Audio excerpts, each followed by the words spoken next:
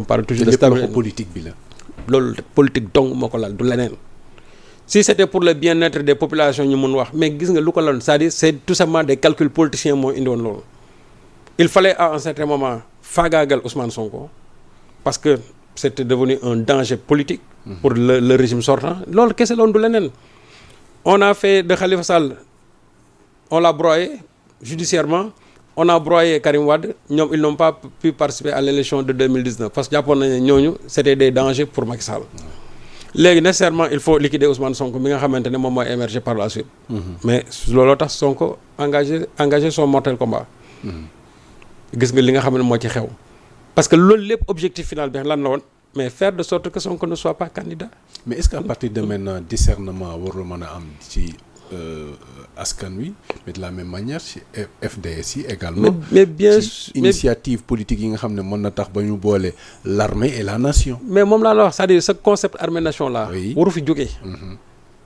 waru fi jógee. et gis nga peut-être que FDS yi dañu nekk rek dañu nekkoon sous une autorité. mais ñoom seen wàllu bopp soo leen laajoon bëgguñu ci dara. man xam naa loolu parce que am naa ci preuve yu bari. moom bien sûr man am naa ci ay xarit am naa ci ay mbokk. mais bëgguñu ci woon dara mais ils étaient sous l'autorité mënuñu ci dara autorités yi nag ñoom ñoo war di éviter di jël ay FDS di leen dresser contre d'autres Sénégalais uniquement pour des comment dirais-je des préoccupations personnelles c'est-à-dire politico-personnelles parce que ñoo ko doon def ñoom pour seen bopp kese la woon c'était pas pour l'unité de la nation ce n'était pas pour le mieux-être de la nation mais c'était pour que ñoom seen wàllu bopp nañuy def de sorte que ki nga xam ne moom la ñuy xeexal bu subaa bu élection amee ñu mën ko mën teggi loolu moo waraloon tout simplement xeex yu métti yi amoon fii mais du woon leneen loolu rek moo ko waral. c'est ça alors balaa ñuy ñëw ci également réaction bu président du conseil constitutionnel xam nga ni li ñuy def aussi nos internautes ci lañ bokk. bien sûr maa ngi gis des messages de soutien. yoo xam ne ñu ngi la koy adressé. je les remercie gannaaw absence bi nga xam ne noté vraiment je remercie tout le monde parce que boobu ba léegi il m'envoie des messages de soutien dans ma page Facebook. tous les internautes dañu naxarlu affaire bi ñoom ñëpp nag. dañ ko naxarlu. ñoom ñëpp dañu ko naxarlu ñenn ñi sax dañu foogoon ne ñoom waa présidence ñoom ñoo doon invité et j'ai précisé en disant que non du présidence ñoo doon invité ñoom kese. mais waa Pastef aussi ñoom amoon nañ ñu waroon invité et ça je leur ai précisé ne serait-ce que pour ñu xam information bi. c'est pas pour que ñoom ñu may kii ak yooyu. mais pour ñu xam li nga xam ne moom moo xew. voilà vraiment je remercie tous les internautes. gis naa soutien bi nga xam ne moom ngeen ma indil. waaw c'est ça jërëjëf merci alors dañu dem balaa ñuy génn ci prestation de serment bi pour ñëw approcher wu un peu vers la présidence. dégg nañu bi élection présidentielle yi amee bi njiitu réew mi abrogé le décret bi convoqué woon ñu ngi fàttaliku le corps électoral en novembre mu abrogé ko le 3 février si je ne m'abuse wax ne y a une crise parce que y a des accusations yoo xam ne jóge na diggante Assemblée nationale ak Conseil constitutionnel tey Conseil constitutionnel doon rendre ay décisions amul opportunité wax de vive voix mais se prononcer seulement à travers ses décisions mais le faisait sur la base de la loi. Absolument. La dernière fois président conseil constitutionnel am opportunité leeral li mu njëkk a wax il n'y a pas eu de crise institutionnelle nu ñu ko mën a jàngatee. mais il ne fait que rétablir la vérité. Coulibaly man fii j'ai soutenu ak même à la Sen TV que ne y a jamais eu de crise institutionnelle. C'était un prétexte bu benn groupe député jëloon pour mën a justifier simplement le report de l'élection présidentielle. il taxawaayu président de la République sortant. Ouais, c'est pas léger. waaw mais non c'est-à-dire aussi le président de la République à un certain moment. mais il ne voulait plus de son candidat. c'est-à-dire il ne voulait plus de son candidat d'ailleurs moom dans un discours sax il l'a dit. ñoom seen objectif c'était faire de sorte que l'élection puisse être reportée ñu rebattre carte yi mais léegi ñu génne seen candidat. parce que ñoom seeni sondage li ma mooy seen candidat su demee dañ koy gagner loolu bu ñu commencé ba léegi chaque fois bu ñu demee dañ naan ne seen candidat ñoom gis nga résultat yi bettu leen de. ñoo ko gën a xam toujours seen sondage daf leen génneel ne Amadou Ba sera battu au premier tour. te dañoo gis ne affaire bi lu muy gën a dem score am di gën a wàññeeku lu muy gën a dem score bi di gën a wàññeeku. ndax yi ñu doon découvrir à son sujet. léegi nag ñoom bi ñu gisee loolu ñu xam ne il risque de perdre le pouvoir léegi comme que am nañ opportunité peut-être pour rebattre carte yi wutaat beneen candidat peut-être que kooku mën leen sauver. Et faire de sorte aussi que le PDS peut-être bu ci duggee dina am suffrage yoo xam ne su ko grignoter ça fera de sorte que élection bi peut-être ça va se jouer à un second tour. Mais il fallait tout faire pour reporter cette élection là. léegi nag lu ñu inventé mais que ne y a une corruption au sein du conseil constitutionnel man j'avais soutenu ici qu'il y a jamais eu de corruption là-bas te ñiñ ko fay wax man jàpp naa ne bu ñu gënte intègre ci conseil constitutionnel c'est des juges intègres. Mais ces accusations aussi ça. waaw mais je crois que procureur xam nga ñoom ils se sont saisis de l'affaire. Oui. man li may ñaan les nouvelles autorités. mais il faut que quand même qu'on clarifie cette situation kooku mënuñu ko bàyyi noonu. Bien sûr. parce que dañu leen tuumaal. même biir PDS am na ci ñoo xam ñoom xam nañ ne loolu xam nañ ne dara amu fa. parce que la preuve yow bu fekkee da nga ne ay juge dañ leen a ger. mais li waroon kay mooy mais jaaral fi nga war a jaar nga dem déposer plainte. Oui. au plan judiciaire. mais yow soo ne commission d'enquête parlementaire mais xam nga commission d'enquête parlementaire mënul leeral dara. te commission d'enquête parlementaire boobu ña nga xamante ne ñoo composé mooy ñi ko xam ñi leen ko jiiñ juge et partie Lamine Thiam faisait partie de la commission d'enquête parlementaire te ñoom ñoo jiiñ gars yi. ak waa Benno Bokk Yaakaar. waaw mooy waaw commencé yow nga bëgg a jiiñ ay nit ba pare ne da nga ñëw ba nekk ci benn commission loolu xel mënu ko nangu. ki nga jiiñ sax du nangu nga dégg. mu noonu. Ouais. et puis dama ne. bu fekkee dañu bëgg lu leer. parce que ñun suñu commission d'enquête yi dañ ne. tënkul kenn c'est-à-dire tënkul kenn. koo ci woo bu ko neex mu ñëw bu ko neex du ñëw amul benn contrainte judiciaire. waaw léegi soo xamee loolu da nga ne xaaral ma dem ci yoon moom fu mu la wooyee di nga ñëw. ñoom bu boobaa seen instance supérieure yi ñu war a jaar nañ fa jaar pour mën a instruire leur plainte mais ils l'ont pas fait ce qui veut dire que y avait pas de crise et les gens se sont rendus compte par la suite que il y a pas eu de crise parce que même soo toogan sax ci plateau yi. ils avaient vraiment du mal à expliquer que ne y a une crise il y avait même pas de crise léegi nag président bi mu jëlee décision boobu. Comment il faut faire pour reporter maintenant l'élection? Bon, on a fait des contorsions par-ci par-là, article je ne sais pas 31, dañ koy laalaat nangam ak nangam mais man waxoon naa leen bu ngeen demee conseil constitutionnel mais dañ koy retoquer tout simplement parce que clause d'éternité kenn du ko laal c'est-à-dire assemblée nationale ñu naan ay loi constitutionnelle ma ne wax d'accord mais assemblée nationale aussi clause d'éternité moom mënu ko laal. donc bu la ñuy wax loi constitutionnelle une loi constitutionnelle boo xamante ni jaarul ci yoon ñoom dañ ko jël teg ko de côté. te loolu moo am président bi ba mu jógee ci loolu il a essayé aussi ne wooy ay dialogue ak nangam parce que moom toujours il tenait à ce que Karim Wade dugg mu changer candidat. dem na sax nag ñu dëxañ ci ne léegi sax pour mbir mi gën a yomb ñu ne non même sax Sonko dina war a mën a dugal les candidatures am c'est que Sonko a refusé. parce que Sonko c'est un légaliste il croit à la constitution. mu ne déedéet ki nga xamante ne moom lañ désigné comme seen candidat. moom on se suffit à lui. léegi nag li nga xamante ne moom mooy comment dire waa PDS yi boobu c'était leur dernière arme c'est-à-dire dialogue boobu ñu ne léegi bi ñu demee dialogue bi def nañ seen i proposition ñu jël mbir mi teg ko de côté encore le conseil est toujours constant dans ses décisions parce que pour ñoom président bi au-delà du 2 waratu ko fekk donc président bi au-delà du 2 mënul jël benn décision boo xam day impacter sur ce qui va venir après son départ. moo tax ba léegi bu muy indeewaat pour report bi gars yi jël ko tegaat ko de côté. la dernière arme mu nekkoon seen barreau d'honneur mooy le recours au niveau de la Cour suprême. mais xam nga Cour suprême mënul jël benn décision boo xamante ne nii buy waroo avec ce que dit la juridiction supérieure. parce que ñoom day violer sax institution bi mënul nekk c'est pas possible. ba ñuy dem ñu naan wëy parce que j'ai vu même encore des chroniqueurs des gens qui ont dit non dañuy reporter élection yi cette fois-ci dañ kii mais on a tellement fait d'intoxication man fii laa toog fii ji bi ma ne ko fii benn report du fi am. ma ne ko fii benn report ma ne ko conseil constitutionnel bu ñu demee cour suprême bu ñuy dem cour suprême di ko teg ci côté te loolu moo am. c'est ça. alors si investiture bi balaa ñu ciy génn. on a remarqué parce que il faut noter que c'est un événement très important et républicain. La prestation de serment du président élu. ñu gis fa remarqué fa ay absences bon certains nous diront que c'est pas très important mais pour des autorités de ce pays ku ci mel ni le maire de Dakar Ils ont apporté des explications pour dire que jotuñu invitation d'une manière officielle wala si jour bi dañu jot benn message WhatsApp pour leur dire que vous êtes invités et cetera. ñu gis des candidats yoo xam ne aussi on les a pas aperçus, en tout cas nos reporters ne les ont pas aperçus, ku si mel ni Pape Djibril Fall. Guy Marius Sagna n'est pas là-bas, moi il était à l'étranger, il a expliqué cela. Idrissa Seck n'était pas là-bas. Absence yooyu noonu naka lañ ko mën a expliquer. Bon man li ma jàpp daal mooy. Oui. ñooñu su fekkee ne dala gàllankooru leen. ñoom seen place mu ngoon foofu.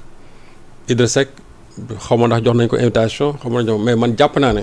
bu fekkente ne dañu jógee ci élection mu am ay candidats yoo xamante ne nii. On dit que tous les candidats yi nga xam ne jàlloon nañ ont reçu leur invitation. moom laa moo tax man ne kay bu ñu dressé liste. je crois que ñi njëkk a bind mooy ñi nga xam ne ñoo àndoon ak Bassirou dem ci campagne bi doon wuti en tout cas. bopp réew mi donc ñooñu bu fekkente ñoom jot nañ seeni invitation. L'élégance voudrait que ku ci dara téyewul. maanaam tawatoo amul lan loo programme pendant le même jour tu te fais représenter wala yow nga ñëwal sa bopp ou bien tu te fais représenter. parce que même soo fekkee ne ñëwuloo ki nga xamante ne moo la représenté bu nit ñi waxee mu ne déet maa fi teewal kilifa gi parce que kilifa gi am na empêchement mais au moins li ci am solo mooy kartam moom indi na ko. mais un Barthélémy Dias dara téyewu ko moom su taxawee mu ne bon ay jot ay WhatsApp ak et cetera mais celui c'est le maire de Dakar. xam nga je crois que aujourd'hui les querelles politiciennes sont derrière nous. li nga xamante ne moo amoon ci campagne bi. li may wax nit ñi man leen xool aujourd'hui ça c'est derrière nous xam nga fi nekk ci lan lañ nekk ci benn cap boo xam ne bu bees. aujourd'hui on fait focus sur la mise en œuvre du projet de PASTEF. la politique de développement. jeex na léegi nag ñoom opposants yi bu fekkee ils sont dans l'opposition c'est à eux maintenant de surveiller ñi nga xam ñoo nekk ci pouvoir bi et loolu la démocratie laaj. que bu ñu gisee lu am faille ci la mise en œuvre ñoom ñu taxaw en tant que opposant ñu critiquer loolu et je crois que loolu ce serait bénéfique même pour l'actuel président de la République. mais suñu bëggee nag toujours revenir vraiment à la situation vraiment pré-électorale. bon toujours ces considérations là wax ji ñu fi doon wax et cetera man pour man loolu wees nañ ko et même tey li may conseiller waa Pastef yi mooy tous ces discours là yi nga xamante ne teniroon nañ ko bien avant l'élection présidentielle. vraiment que les gens ne reviennent plus sur ça parce que pour man loolu daf leen di tardeel daf leen di divertir. tey lu ñu war a wax mooy moom la wax waaw mais même soo seetaanee ñenn ñi ba léegi ils sont toujours dans cette période là man xam nga man je suis un féru des réseaux sociaux. mais boo leen di seetaan très souvent ils reviennent toujours sur le statu quo ante. pour man loolu weesu nañ ko. lu ñu war a wax mooy actuellement nii l'actuel président nan lañ koy accompagner ba mu mettre en œuvre son projet politique. wax ji foofu rek la war a nekk. discussion yëpp ça doit tourner autour de ça mais vraiment les questions politiciennes là. diw waxoon na lii diw nii et cetera pour man bon ça c'est de la diversion. te lépp loo xam ne daf leen di divertir ñoom dañ ko war a moytu. ça aurait été vraiment bien que ñi ngi fi tudd ñii bu leen dara teewul ñoom ñu ñëw teew fa suñ fa teewul aussi ñu jox ay kilifa ñoom ñu ñëw teew leen fa. c'est ça. mais sinon dañuy koy jàppee leneen te man gëm naa ne daal Sénégal fi ñu toll nii. élection moom bu xasee ba jeex na. ñëpp dañu war a nekkat benn même si on est dans l'opposition aussi et c'est le Sénégal qui est là et loolu dafa feeñ même dans le discours du président de la République. waaw c'est ça alors discours boobu dinañ ci ñëw surtout le discours d'hier mais on quitte Diamniadio direction palais de la République. dam foofu pour def une évaluation bi mooy le discours du président de la République. Bassirou Diomaye Diakhar Faye sur la forme d'abord. On a vu des discours du président sortant. Bon, man de sur la forme, j'ai bien regardé la gestuelle, j'ai regardé le regard, j'ai regardé même le positionnement. Et xaw ma ko doon cadré mais il a bien cadré. Parce que soo xoolee fu mu taxaw ak porte bi nekk ci ginnaaw. soo xoolee rideau yi. ñu daf ko encadré. Et Bassirou était exactement au centre. Et pendant tout le discours maa ngi doon xool ndax dina dem fi mais j'ai vu que pendant tout le discours boo xoolee rideau bi nekk ci fond bi cercle bi mu def toujours il était au centre ce qui veut dire que ça a été bien cadré et en plus aussi la gestuelle a été bien travaillée et j'ai vu que aussi le regard a été bien travaillé donc sur ce côté là vraiment je crois que au niveau de la forme il y a eu beaucoup d'amélioration par rapport à sa première sortie et le dynamisme dans le début du discours on a vu un président de la République en mouvement. Effectivement. Pour venir au pupitre. Effectivement. Ça, c'est une innovation par rapport à... Oui, ça, j'ai bien aimé. Oui. Que nous ne ni rek, nous le président a commencé, chers compatriotes, etc. Donc, on voit le président qui vient et qui s'installe. Qui vient et qui s'installe. C'est une innovation. Toujours dans la présentation, nous, de nos discours là, il faut toujours des innovations. Oui. J'ai vu Macron, son message à la Nation 31, mais il l'a fait dans son jardin. Donc, il ne s'est pas enfermé dans les quais du palais. Il a fait son discours. Les gens ont parlé sur la forme, etc., de façon décontractée. Moi, je crois que souvent, il faut aussi briser les codes pour apporter une touche, en tout cas, innovante. Donc, côté Bob Mom, je crois que ça a été une très bonne innovation. Et en plus aussi, le message en tant que tel, moi, le fond même de son discours. Oui. Vraiment, je vois que, mais il y a des axes yu am doole. Surtout sur, d'abord, les Sénégalais sont braves et les Sénégalais sont fatigués. Le discours du président Kéba Mbaye, quand il disait au président Abdou Diouf en 1980 que les Sénégalais sont fatigués. Macky Sall aussi, dans son discours, il a parlé des urgences. Abdoulaye Bimigno, il a parlé des urgences. Donc ce qui veut dire que genre dadal, le président Bougno, mais souvent c'est dans la mise en œuvre que nous pêchons. L'actuel président de la République war na jàng nag ci ñi nga xamante ne ñoo ko fi jiitoon waxoon ne Sénégalais yi dañoo sonn te gis nañu bi ñu fi jógee Sénégalais yi dañoo gën a sonn parce que nit boo ne dañoo sonn ay jàmbaar ngeen mais da ngeen a sonn mooy nan laay def ba tegg leen coono boobu et loolu Pastef seen projet bi loolu moo ko tax a jóg. te moom wax na ko sax nee na gannaaw loolu am na man sama taxawaay mooy andi leen des solutions. Effectivement indi ay solutions. Président Macky Sall en 2012, comme il avait parlé du train de vie, de l'État, etc. Parce que Yuchibari, donc on retrouvé dans le discours de l'actuel président. Quand il parle de la corruption, de la concussion, se servir et ne pas se servir. Lolo dafa une devise credo dans le discours du président Macky Sall en 2012. Lolo moy da ngeen di nek ci soxla askan bi mais yeen du ngeen ciuru. On a vu que malheureusement pendant toute sa gouvernance ñi ko won ñoo doon cëru Sénégalais ci seen bopp ñoom cëruwuñu. Est-ce que répétition yi ñu gis ci discours le président élu témoigne wul de l'échec bi nga xam ne mais moom laa la wax mais effectivement moom laa wax moo tax ma ne les mêmes points parce que affaire corruption boobu affaire une gouvernance vertueuse boobu mais loolu moo nekkoon ci discours bi mais quand le président Bassirou Diomaye Faye reprend une bonne partie de en tout cas pas textuellement, mais au moins au niveau du fond, nous reprendre quoi. Mais c'est parce que quelque part, le président Macky Sall doit échouer. Parce que la lutte contre la corruption, qu'est-ce que le Sénégal a fait? Mais on est sur la ligne rouge. Qu'est-ce que la lutte contre la concussion aussi, c'est la même chose. Le détournement des deniers publics, ça a été la même chose. L'ENKEI l'a donné éviter. C'est-à-dire, même là, beaucoup dans son discours, le président Macky Sall a dit, je ne protégerai personne. Heureusement qu'il ne l'a pas dit. Parce que l'autre monde, déjà. Ça veut dire que mon non, ça dit le contraire. Tu ne sépares pas, il n'y a pas une séparation du pouvoir. Parce que dans une république, quand il y a séparation du pouvoir, il y a à moins 5-5. Par contre, il a dit qu'il va assurer l'indépendance de la justice. Effectivement. Et lolo, ça entre dans le cadre maintenant des réformes institutionnelles. Tout à fait. Parce que la justice, nous pendant le magistère du président Macky Sall, nous savons alors que la justice doit être équilibrée. Comme l'indique la balance de Thémis, de pouvoir équilibrer. Donc, ce sont les acteurs de la justice. Il y a des propositions de réforme. C'est pour être beaucoup plus indépendant.